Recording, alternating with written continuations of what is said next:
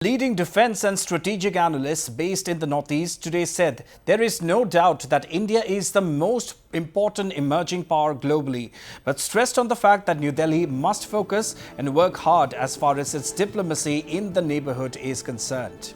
The experts also discussed whether India should look at a new neighborhood outside of Bangladesh and Myanmar, considering the fact that countries in Southeast Asia and the vicinity are within just 3 hours flying distance from Guwahati, the hub of the Northeast and its largest city. These views were expressed during a panel discussion titled Emerging World Order in the Context of India and its Northeastern States, organized by the Omeo Kumar Institute of Social Change and Development, a leading Guwahati-based research institute. The discussion was moderated by well-known commentator and editor-in-chief of Northeast Life, Wasbir Hussain. The panelists included retired IAS officer Subhash Das, who is the chairman of OKD, Lieutenant General R.P. Kalita, former GOC&C of Eastern Command, Himangshu Shekhar Das, retired IAS officer, Bhaskar Jyoti Mohanta, Chief Information Officer and former DGP of Assam, Mrinal Talukdar, senior journalist and writer, and Rajdeep Sinha, associate professor of OKD.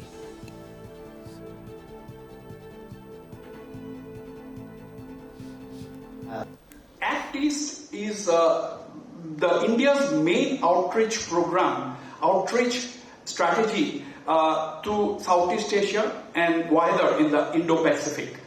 And India, we have got two groupings which are of particularly of interest. I'll just finish in a minute. We have two groupings which are of interest to India's Northeast. One is ASEAN, and you will know that India-ASEAN trade has touched $131 billion last fiscal, that is 2023 fiscal. And one is the other grouping which is of interest to Northeast is BIMSTEC, Bay of Bengal Initiative as we call it.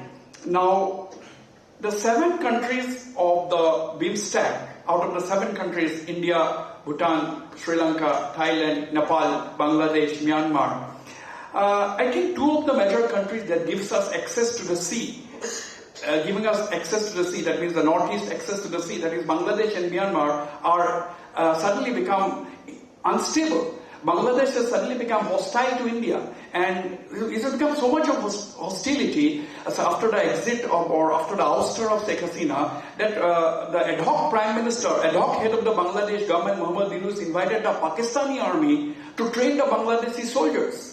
And today, as we speak, there is a coup building up in Bangladesh. There are a lot of troops in Dhaka, so we don't know what is going to happen. That's a different story.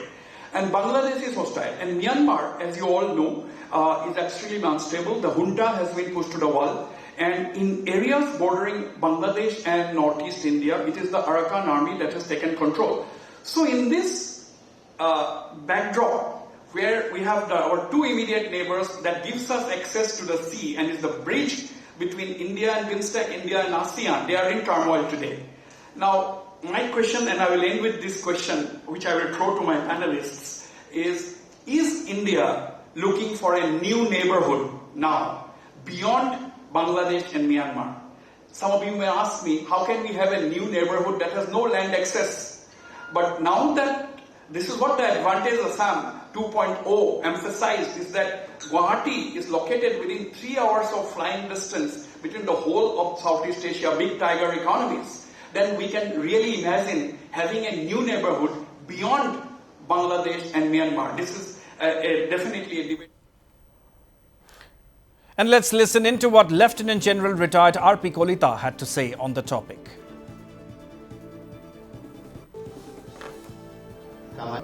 The entire geopolitics is in a flux as we are moving from a rule-based order to a certain amount of disorder, particularly brought about by the more robust America First policy by Trump 2.0. So it has an impact all over the world, particularly in India as well as Northeast. We see manifestation of some of the such policies in our immediate neighborhood, the instability in Bangladesh, the continued instability in Myanmar, and the emerging security threats to India in particular, and India in general, and Northeast in particular. So we see its manifestation in all in dimensions.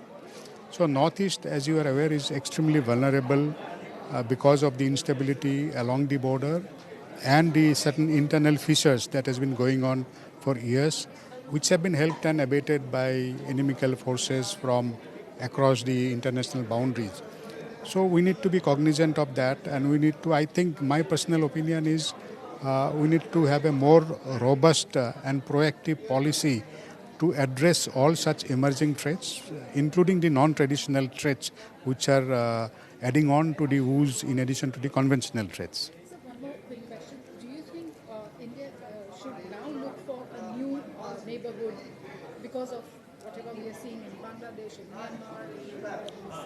Yeah, I think we should, time has come for us to go beyond the immediate land borders, and we should not get stymied by the land connectivity. We need to exploit the newer forms of connectivity which are available to us, and I think it's a cross-pollination of minds which we need to focus on, and not merely land connectivity. I think that's how we'll be able to bring Northeast closer to the Southeast Asian countries and develop collectively. And former DGP and current Assam CIC Bhaskar Jyoti Mohanto had this to say. Emerging global order basically is obviously influenced by the US acquiring a different image altogether thanks to the Trumpism backed by Elon Musk focusing on reforming governance, but in the name of reforming governance, kind of instrumentalities that are being used are scaring the entire world. So basically, in view of such a scenario, it is but natural that things like reciprocity of tariff, etc., are going to impact Indian manufacturing and production big time. And agriculture sector is so very important for Northeast India. 70% of people are dependent upon agriculture, and it is going to impact agriculture as well. So India needs to really tread very carefully to be, achieving the goal of multi-trillion economy in by 2047. And Northeast India, of course, with the turmoil that is happening in Myanmar, India needs to also put in its feet. And similarly, Bangladesh, because Rohingyas are now being enlisted into the junta army. Pro-Pak elements are going to let loose the Rohingyas into India's northeast. That's a big bait that they can have. And we already have had a whole lot of illegal infiltrators. Lakhs of other Rohingyas, are waiting there. We need to really focus on Bangladesh, have a proper diplomatic relation. But yes, now we need to look at other neighbors as well. The advantage Assam 2.0 had shown that they are taking a lot of interest in Assam. Japan is in fact ready to invest big time in Assam. And Assam perhaps can play a role in being the corridor to South Asia, actually, and put the Act East actually in proper perspective. And Saswati Chaudhary, Acting Director of Omeo Kumar Das Institute of Social Change and Development, also spoke on the issue. Recently had the advantage Assam, and we are talking of how Assam can take off, the Northeast can take off, and given the current trends which are emerging across world order, with the trade policy, tariff war being taken up by US, and the cutting down of the US aid, which is impacting the global health. So we thought it's might as well, we must start discussing this issue. We need to flag this issue. So that we really started off today, and this is the first of the series in the beginning. We are going to scale it up across the states of Northeast India with a pan-Indian focus. We are going to group in more, experts on this area.